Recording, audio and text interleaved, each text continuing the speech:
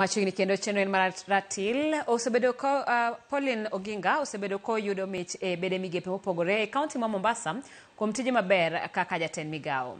Kata kamano mich mane oyudo wang'ni ne obiro e samarach mane ok oyudo kata mana thuolo mar mor kaluwore gi tho mar owadgi Migosi Raila Odinga.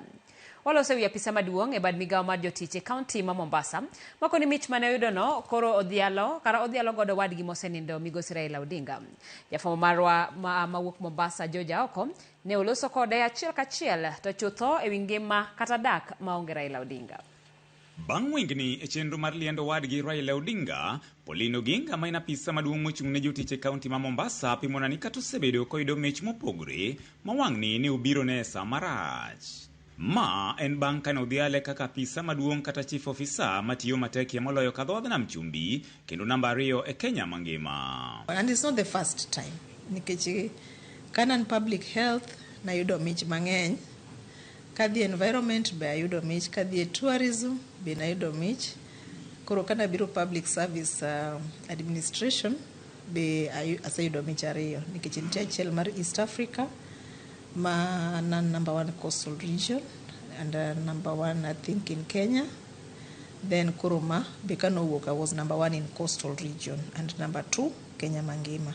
Onyisa ni ne ok oyudo kata mana thuolo mar timo nyasi e mich ma kamano kaka osebedo kotimo e kinde ka kinde. Kano biro noyudo ka it was in the middle of a lot of issues nikech noyudo ka Jakome kotho and the award nochiw at ODM at 20 the same day.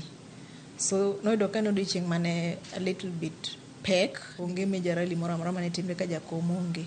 Koro here is a case whereby oonge to gigitimre to there's a dinner to the guest of honor gin joloka wan wadonge opposition ma nokwang'iyo ahinya bede i sirikal. But kineno ka koro sirikal is taking stage in everything and oonge yudo ka it is different, but I dedicated that award to him. The reason being ni ng'ama ne jiwa.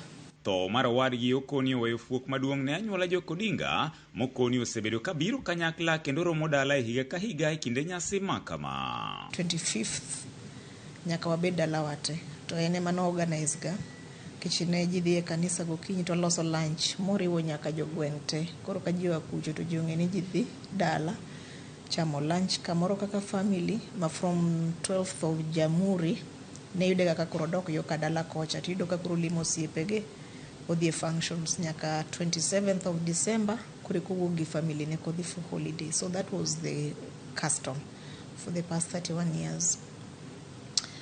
One mondo wasom joma manyo kia tich joko mani kia ng'o kanye manwa dhiye.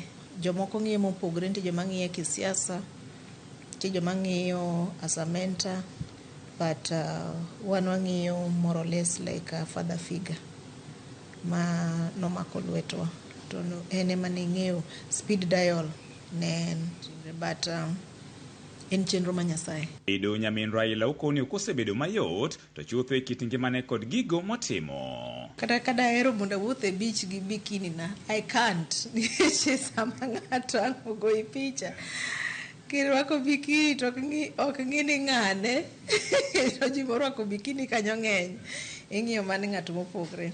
But the year 2025 ok ber for the Jaramogi family, if I may say.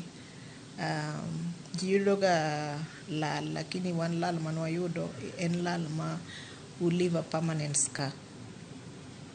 Nikech kane babo tho 31 years ago Jakome mane take over wan gi Daktari Oburu manokete kom as the ene Jakoma family.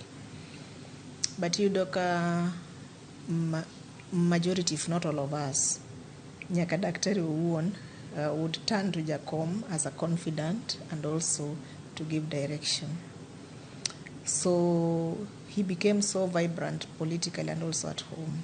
Kata kamano, okoni omor gi lokruoge mosekelo e migepe duto mosetie kaunti ma Mombasa. Department kadi the first 2 weeks, at least the first 2 weeks, at the first 1 month, akauga time monda som department no. Monda I get to understand, like my background in public health, but I've gone through tourism.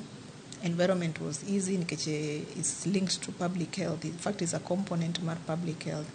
So near public service administration, and I thank God nkeche o mio aneno kora puonjra gik moko mang'eny bende ma in terms of administration. Keche as a chief officer you're an administrator. Tungni kod mutni masani dhi nyime duond buch ODM okoni en ranyisi ni mosenind Raila Odinga ne omako kama pek e duond burano. Sama kingi olwar bagni nyaka bedie.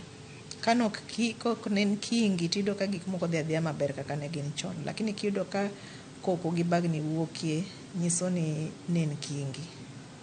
Koro gorruok ne piny nyaki ne shida moko ka wuok e party. To joera ne be nyaki ne ka bagni keche they still expect the same, but there's nobody to give them the same.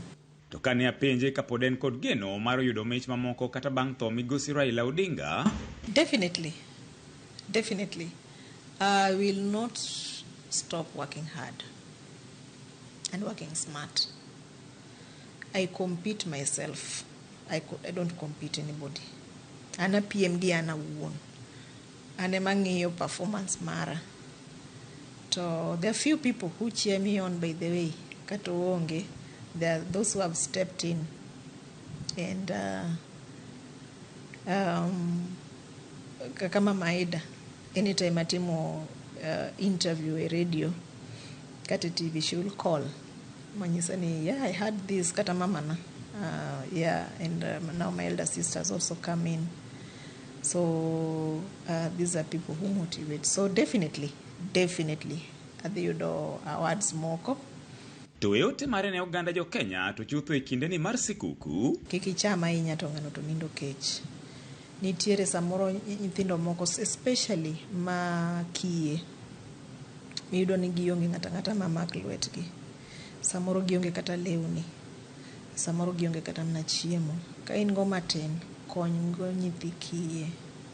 Awacho mani keche samoro yudo nyithindo ma kata na ot magidagi onge, kata na nyuka magimadhe maonge. Koro Nyasaye, ana believe Nyasaye gwedhi ahinya kikonyo nyithindo makiye. To mogik ahinya walemne ng'ato ka ng'ato mondo Nyasaye otelnwa wate wang'ad wachop 2026 nikech gima duong' en ngima. George Aoko, Ramogi TV, Mombasa.